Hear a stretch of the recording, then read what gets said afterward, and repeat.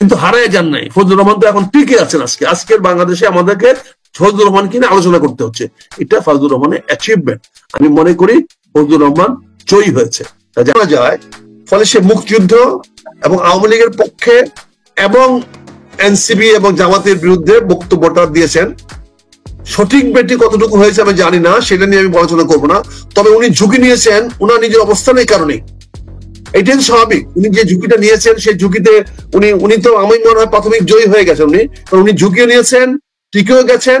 পাশাপাশি উনাকে মাত্র 3 মাসের জন্য স্থগিত করা হয়েছে। তার মানে উনার আগামীতে নির্বাচন করার সম্ভাবনাটাকে এখন উড়াই দিতে পারেন না। ফলে ফজলুর রহমান সাহেব রাজনীতিতে একটা ছক্কা মেরেছে এবং ছক্কাতে সে জয়লাভ করেছে। আপনি দেখতে পাচ্ছেন যে তাকে যেভাবে রক্ষা করা হয়েছে মব জাস্টিস থেকে, এটা একটা অনন্য দৃষ্টান্ত বাংলাদেশে সৃষ্টি হয়েছে।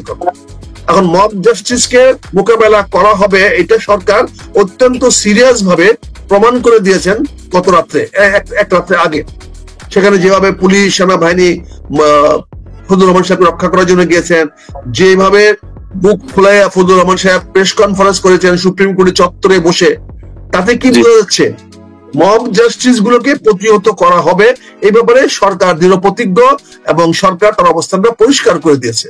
এখানে তো জয়, ফজলুর রহমান একটা ভীষণ জয় হয়েছে। আই কনগ্রেচুলেট হিম।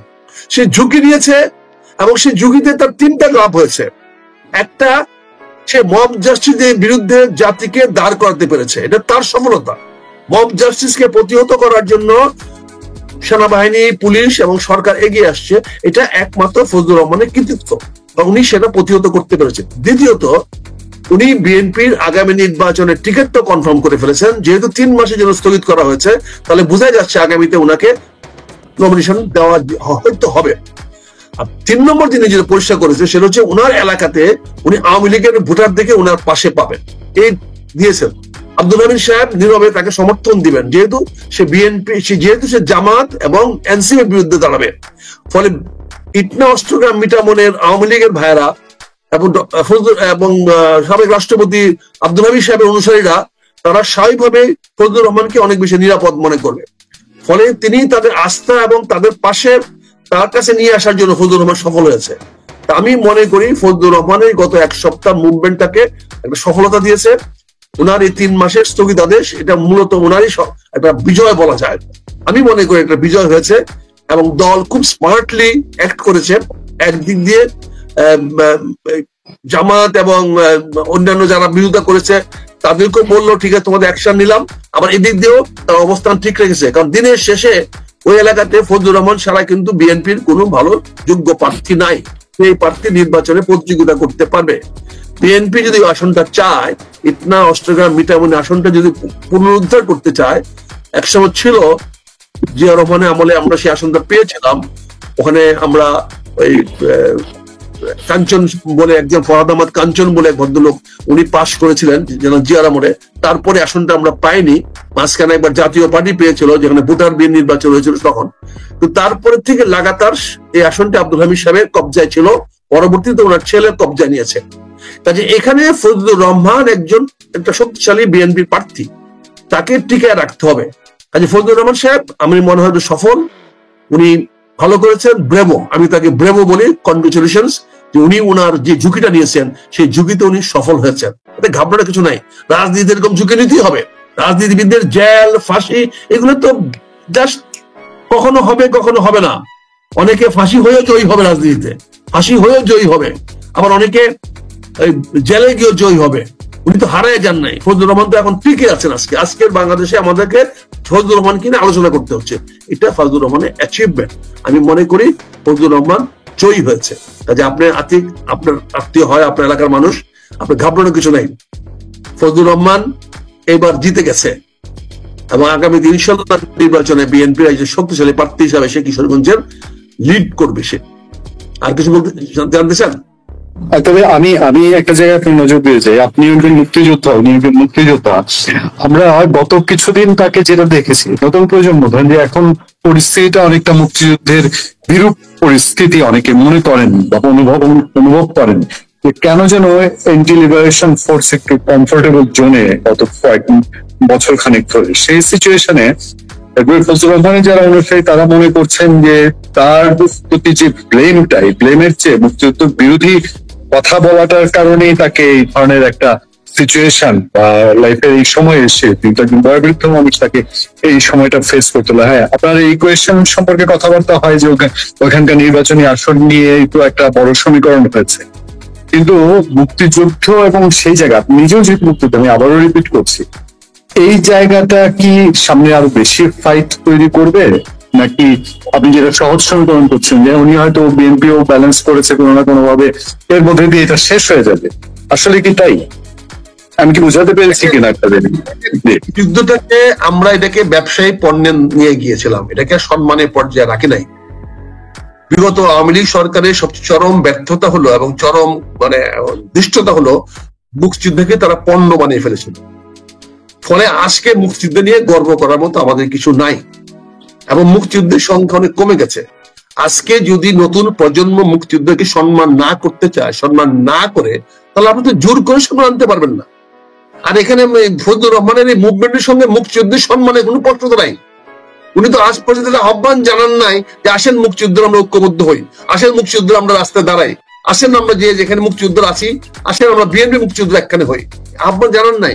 উনি উনার বক্তব্যের মধ্যে রাজাকারদের বিরুদ্ধে, জামাতের বিরুদ্ধে, এনসির বিরুদ্ধে কথা বলেছেন উনার রাজনৈতিক অবস্থানের কারণে। সেখানে মুক্তিযুদ্ধের বিষয় তো কোনো বিষয় না, উনি মুক্তিযুদ্ধের পক্ষে বিপক্ষে তো ব্যাপার না। উনি মুক্তিযুদ্ধকে নিয়ে তো কোনো বড় কথা বলেন নাই, মুক্তিযুদ্ধকে নিয়ে আহ্বান জানান নাই। এই ছাত্ররা যখন মুক্তিযুদ্ধের বিরুদ্ধে আন্দোলন করেছিল, মুক্তিযুদ্ধের বিরোধী আন্দোলন করেছিল, যখন কোটার বিরুদ্ধে আন্দোলন করেছিল, তখন তো ফজলুর রহমান কথা বলেন নাই, তখন তো নীরব ছিলেন, চুপ ছিলেন। এখন কেন কথা বলছেন? এখন কথা বলছেন তার রাজনৈতিক ইকুয়েশনের কারণে।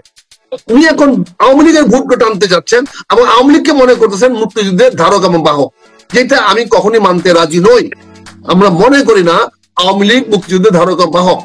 আর মুক্তিযুদ্ধ করেছে জিয়া রহমানের সেক্টর কমান্ডার এবং সেক্টর কমান্ডাররা, মুক্তিযুদ্ধের মুক্তি বাহিনী যারা যুদ্ধ করেছে, মুক্তি বাহিনীর সংখ্যা আওয়ামী লীগ অনেক কম, মুক্তিযোদ্ধার সংখ্যা অনেক কম আওয়ামী লীগে।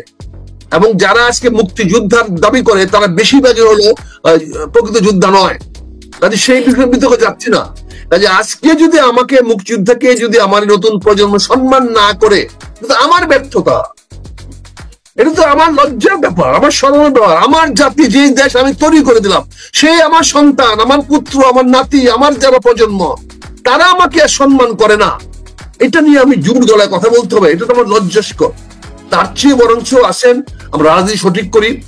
আসেন ফজলুর রহমান সাহেব যে মুখটা নিয়েছে, উনি যদি জামাতের বিরুদ্ধে অবস্থানটা পরিষ্কার করতে চান, তাহলে আরো অনেক আগে পরিষ্কার করার সময় ছিল। আমরা তো 91 সনে পরিষ্কার করেছি, 91 সনে বলে আসছি এটা। আমরা তো বৈষম্য আন্দোলনের আগেই বলেছি এটা, যে এটা মুক্তিযুদ্ধের বিরুদ্ধে যাচ্ছে, এটা আমরা সমর্থন করতে পারি না। তাদেরকে আহ্বান জানিয়েছিলাম 3 আগস্টে 2024 সনে, যে আপনারা পরিষ্কার করেন যে এই সরকার পতন হলে তার আগামী সরকার কে হবে।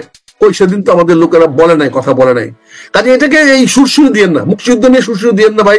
এটা নিজের লজ্জা লাগে যে আমার সম্মান আমি রাখতে পারি নাই, কারণ আমাকে কেউ সম্মান করে না, এটা বারবার মনে করা দিচ্ছেন, বারবার বলতেছেন। সরি ভাই, এই ব্যাপারে আমি কথা বলতে অত্যন্ত আপনাদের এই অবস্থানটা অবশ্যই আমরা এই প্রজন্ম সম্মান করি। আমি সবশেষ আজকে এই বিষয়টাতেই থাকতে চাই। সবশেষ আবারও আপনাকে আমি, যেহেতু ফজলুর রহমান ইস্যুতে আমরা আজকে সারা দেশে আলোচিত ঘটনা, আপনি যে বিশ্লেষণটা করেছেন তার নির্বাচনী আসন নিয়ে, আমি সেটাকে ধরে নিই, সেটাকে অবশ্যই মেনে নিই। আপনিও কিশোরগঞ্জের সন্তান, সে এলাকার রাজনীতি আপনার মাথায়। একটা আলোচনা আছে যে অনেক সময় বলা হয় যে ভাগাভাগি ইলেকশন হবে কিনা সামনে, জামাত এনসিপি বিএনপির উপরে কিছু আসন ছেড়ে দেওয়ার জন্য প্রেশার দিচ্ছে কিনা। ফজলুর রহমানের ইস্যুটা কি এমন কোন ইঙ্গিত যে ওই এলাকাটা কাউকে ছেড়ে দিতে হতে পারে বিএনপি, এরকম কোন বিষয়? এটা মতামত নিয়ে আমি শেষ করতে চাই।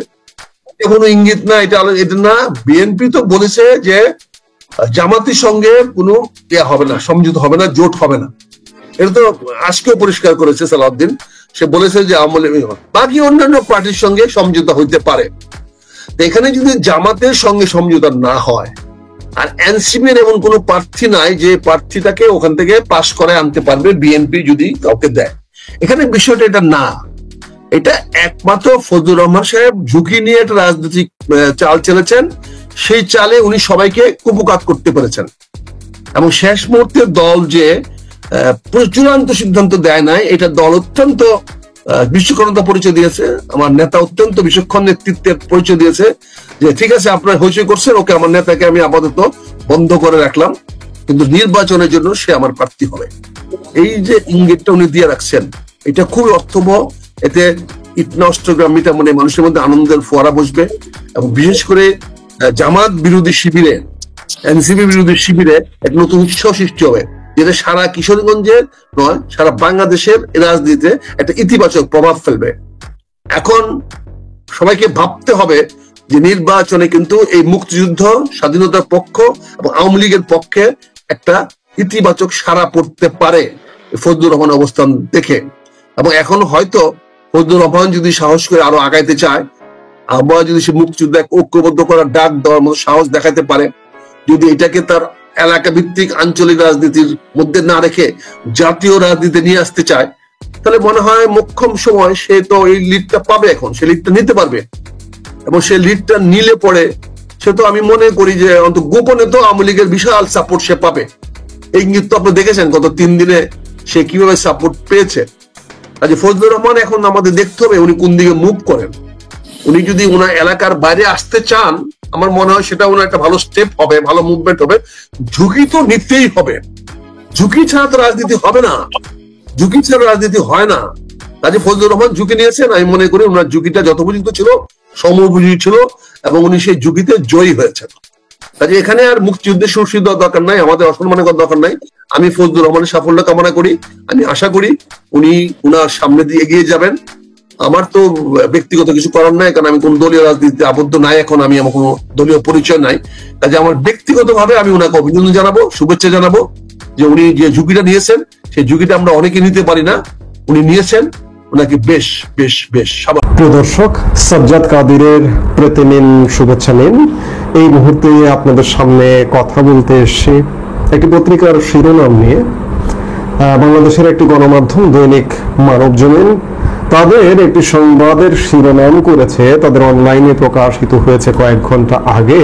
সংবাদের শিরোনামটি হচ্ছে এমন যে জামায়াত কেন ভয় পাচ্ছে। এই শিরোনামটির আলোকে কথা বলতে চাই। তার আগে আমি একটু আমার কথা বলে নিতে চাই যে গত বছর আওয়ামী লীগ সরকার পতনের পর শুরু থেকে প্রথম দিকে জামাতের কথাবার্তা, জামাতের আমিরের কথাবার্তা, জামাতের আচরণ দেখে মনে হলো যে জামাত মনে হয় আগামীতে কিছু একটা করে ফেলবে। কিন্তু 1 বছর যেতে না যেতে অবস্থাটা কিন্তু উল্টো দিকে, কিছু একটা করাটা খানিকটা থেমে গেছে এটাই মনে হচ্ছে। যার কারণে বাংলাদেশের এই গণমাধ্যমটি বলছে যে জামাত কেন ভয় পাচ্ছে। গণমাধ্যমের খবরটিতে বলা হচ্ছে অভ্যুত্থানের শক্তিগুলোর মধ্যে সমঝোতার চেষ্টা চলছে, দূরত্ব কমানোর তাগিদ দেশি বিদেশি বিভিন্ন মহল থেকে, কিন্তু দূরত্ব কমছে না, বরং শেষ মুহূর্তে এসে ফারাক আরো বাড়ছে। আগে ছিল প্রস্তাব, এখন শর্তে পরিণত হয়েছে। প্রধান বিরোধী শক্তি বিএনপির সঙ্গে জামাত ইসলামী ও এনসিপির মধ্যে নানা বিষয়ে যোজন যোজন দূরত্ব। ঐকমত্য কমিশন প্রায় প্রতিদিনই বৈঠকে বসছে অনানুষ্ঠানিকভাবে, কিন্তু কোনো বিষয়ে তাদের মধ্যে ঐকমত্য হচ্ছে না। পিআর পদ্ধতি নিয়ে বিএনপির সাফ কথা, আমরা এতে নেই। এমনকি উচ্চ কক্ষেও তাদের আপত্তি। জামাত এনসিপির সুর আবার একই। তারা বলছে পিআর পদ্ধতির ব্যাপারে সিদ্ধান্ত না হলে তাদের পক্ষে নির্বাচনে যাওয়া সম্ভব নয়। গণভোট প্রশ্নে ভিন্নমত স্পষ্ট। বিএনপি বলেছে এটা সংবিধানে নেই। জুলাই সনদের আইনের ভিত্তি নিয়ে বিরোধ। সংস্কার ও বিচার প্রশ্নে দূরত্ব কম, তবে সময় নিয়ে আপত্তি আছে। জামাত ইসলামী শঙ্কিত। তাদের শঙ্কার কারণ কি? তারা ভয় পাচ্ছে এই মুহূর্তে নির্বাচন হলে বিএনপি সর্বাধিক আসন লাভ করবে। এই লাইনটার সাথে আমি একটু যুক্ত করতে চাই এই জন্য যে এই মুহূর্তে যদি নির্বাচন হয়, যেহেতু বাংলাদেশের একটি প্রধান রাজনৈতিক দল আওয়ামী লীগের রাজনৈতিক কার্যক্রম নিষিদ্ধ করে রাখা হয়েছে এবং একই সাথে নিবন্ধন বাতিল করে রাখা হয়েছে নির্বাচন কমিশন থেকে, সেই হেতু আওয়ামী লীগের নির্বাচনে অংশগ্রহণ করবার সুযোগ নেই, ফিল্ডটা ফাঁকা। দেশের প্রধান দুই রাজনৈতিক দল আওয়ামী লীগ এবং বিএনপি। আওয়ামী লীগ নেই মানে বিএনপির জন্য ফাঁকা ফিল্ড। স্বাভাবিকভাবে বিএনপি সর্বাধিক আসন লাভ করবে এবং ক্ষমতায় যাবে, সেই ভয়টি পাচ্ছে জামাত। আর বিএনপি যদি ক্ষমতায় যায় তখন তাদের অর্থাৎ জামাতের অভ্যুত্থানের অর্জনগুলো প্রশ্নের মধ্যে পড়বে অথবা হারিয়ে যাবে। একজন রাজনৈতিক বিশ্লেষক বলছিলেন অভ্যুত্থানে জামাতের অর্জন সবচেয়ে বেশি। অর্জন বলতে এটি বোঝানো হচ্ছে যে এই যে 1 বছরের শাসনকালটা চলছে, এই শাসনকালে সবচেয়ে বড় বেনিফিশিয়ারি জামাত, সবচেয়ে বেশি ক্ষমতা উপভোগ করছে জামাত। সেটি কিভাবে? তারা অন্তত 16টি বিশ্ববিদ্যালয়ের নিয়ন্ত্রণ হাতে নিয়েছে। জামাত সমর্থকরাই এসব বিশ্ববিদ্যালয়ের উপাচার্য মনোনীত হয়েছেন। ক্যাবিনেট সেক্রেটারি থেকে শুরু করে প্রশাসনের শীর্ষ পদগুলো তাদের সমর্থকরা দখল করে আছেন। মাঠ প্রশাসনে একই অবস্থা। ব্যবসা বাণিজ্যেও তাদের এক ধরনের নিয়ন্ত্রক। তারা মনে করে বিএনপি ক্ষমতায় এলে সবকিছু ওলটপালট হয়ে যাবে। এসব কারণেই জামাত এই মুহূর্তে নির্বাচনের ব্যাপারে আগ্রহী নয় বলে মনে হচ্ছে। তাই তারা প্রতিদিনই নতুন করে শর্ত আরোপ করছে, যেসব শর্ত বিএনপির পক্ষে মানা সম্ভব নয়। দুই পক্ষকে অনড় থাকতে বলছে একটি শক্তি। এর পেছনে নিশ্চয়ই কোনো বড় গেম প্ল্যান আছে। যাই হোক, ডাকসু নির্বাচন, আপনারা জানেন যে ডাকসু নির্বাচনী কার্যক্রম ইতিমধ্যে চলছে। ডাকসু নির্বাচনের দিকেই জামাত তাকিয়ে আছে। সেই নির্বাচনেও তাদের বিনিয়োগ নানা কৌশলে। এনসিপির সমস্যা অন্য, তারা এখনো দলটিকে আসলে গোছাতে পারেনি, এমনকি নিবন্ধনও পায়নি। দুর্নীতি সহ দলটি প্রচন্ড চাপের মুখে। এর মধ্যে দুজন উপদেষ্টাকেও যদি নির্বাচন হয়, নির্বাচনে অংশগ্রহণ করতে হয়, তাহলে সরে যেতে হবে। এনসিপি মনে করে এই মুহূর্তে নির্বাচন হলে তাদের পক্ষে ভালো ফলাফল করা সম্ভব নয়, তাই ফেব্রুয়ারিতে নির্বাচনের ব্যাপারে আগ্রহী নয়। এনসিপি প্রধান নাহিদ ইসলাম ইতিমধ্যেই বলেছেন নির্বাচন হয়তো ফেব্রুয়ারিতে হচ্ছে না। তার আগে কয়েকদিন আগে নাসিরউদ্দিন পাটোয়ারি এক বক্তব্যে বলেছিলেন যে নির্বাচন ফেব্রুয়ারিতে হবে না। অভ্যুত্থানের 3 শক্তির মধ্যকার অনৈক্য বাংলাদেশের রাজনীতিতে নতুন সংকট তৈরি করতে যাচ্ছে বলেই মনে হয়। এখানে বিএনপি কি করবে? নির্বাচন ছাড়া তাদের সামনে কোনো বিকল্প নেই। পর্যবেক্ষকরা বলছেন নির্বাচন না হলে শুধু বিএনপি নয়, জামাত এনসিপি ক্ষতিগ্রস্ত হবে। অভ্যুত্থানের চেতনা হিংসায় বিলীন হয়ে যেতে পারে। হতাশ হবে জনগণ। এ থেকে অনেক কিছু হতে পারে। এক অনিশ্চিত যাত্রাপথে দীর্ঘমেয়াদী ফৌজি শাসন কিংবা উগ্রবাদীদের উত্থান ঘটতে পারে। হিংসা রূপ নিতে পারে গৃহযুদ্ধে।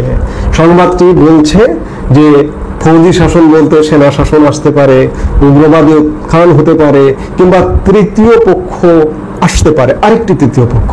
আমি এর সাথে যুক্ত করতে চাই যে শুধু জামাত ভয় পাচ্ছে না, অভ্যুত্থানের সকল শক্তিই ভয় পাচ্ছে। এমনকি ফ্যাসিবাদ বিরোধী যে রাজনৈতিক দলগুলো, এর মধ্যে বিএনপি অন্তর্ভুক্ত, ইনক্লুডিং বিএনপি, জামাত, এনসিপি সবাই ভয় পাচ্ছে।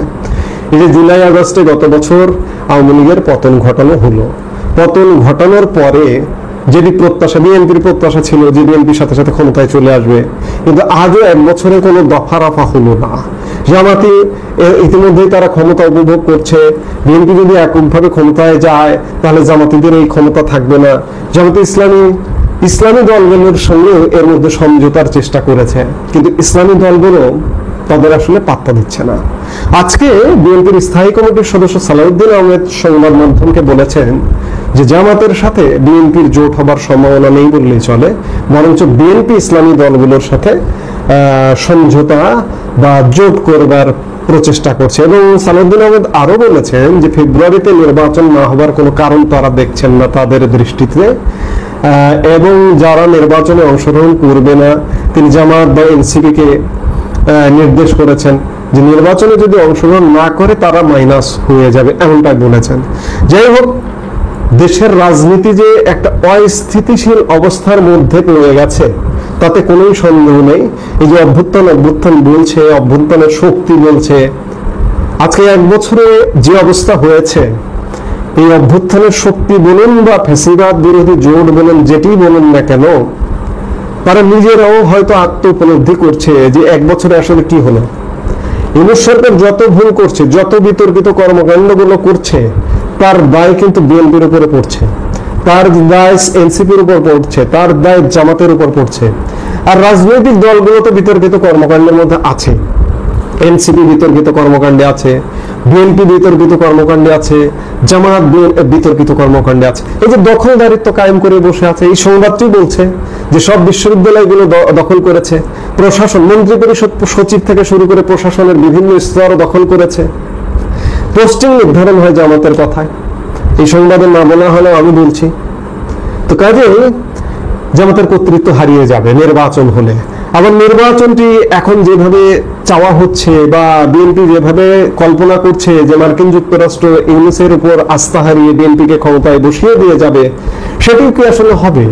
বিশ্ব রাজনীতি, গ্লোবাল পলিটিক্স, আমাদের এই অঞ্চলের পলিটিক্স কি বলছে যে বিএনপিকে কি ক্ষমতায় বসিয়ে দিয়ে মার্কিনেরা নিরাপত্তা নাকে তেল দিয়ে ঘুমাবে, এমনটা কি হবে?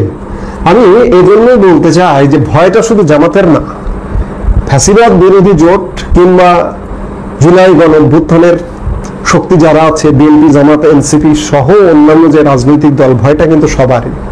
এবং ভয়টা হওয়ার যৌক্তিক। গত এক বছরে যে অবস্থা দাঁড়িয়েছে, আওয়ামী লীগের 16 বছরকে হার মানিয়ে দিয়েছে। এই হার মানিয়ে দেওয়ার কারণে কোথার থেকে যে কোন ঝড় এসে কোন পরিস্থিতি ক্রিয়েট করে, আরেকটি জিনিস যে আওয়ামী লীগকে বাদ দিয়ে তারা নির্বাচন করবে, এটি একদম অবাস্তব। আজকের যারা মনে করছেন, এখন এসে যারা মনে করছেন যে আওয়ামী লীগকে বাদ দিয়ে নির্বাচন করবে, এটি আসলে হবে না। ভয়টা এখানেই। এই বুঝে আওয়ামী লীগ আসছে এবং আওয়ামী লীগের সহ নির্বাচন হচ্ছে, হয়ে নির্বাচনের ফলাফলটা কি হয়, এই ভয়টা সবার। বিএনপি যে একটা আশা ছিল, ভরসা ছিল, আওয়ামী লীগ চলে যাওয়া মানে বিএনপি ক্ষমতায় আসা, সেই আশা এক বছরে পূর্ণ হয়নি। আগামী সামনের দিনগুলোতে পূর্ণ হয় কিনা, এটি একটা বিএনপির ভয়। আর জামাত এনসিপির ভয়গুলো তো আমরা বললাম যে এই কারণে জামাতের কর্তৃত্ব হারাবে, এনসিপির কর্তৃত্ব হারাবে, এই ভয়গুলো কাজ করছে। এবং এই ফ্যাসিবাদ বিরোধী জোট যদি ব্যর্থ হয়, তাহলে জুলাই আন্দোলনকারীরা চতুর্মুখী, নানামুখী বিপদের মধ্যে পড়বে। যে বিপদগুলো কি কি বুঝতেই পারছেন, যে নানাভাবে আইন লঙ্ঘন করা হয়েছে, দেশের সংবিধান লঙ্ঘন করা হয়েছে, যার দরুন এই লঙ্ঘনের দায়ে নানামুখী বিপদ। এ কারণেই শুধু জামাত একাই ভয় পাচ্ছে না, ভয় পাচ্ছে সবাই। এবং এই ভয়টাকে তারা জয় করতে পারে কিনা, আমার হয়তো খুব বেশি সময় আর লাগবে না, 1 মাসের মধ্যেই আলামত স্পষ্ট হয়ে যাবে। আমরা নিশ্চয়ই দেখব সেই আলামত।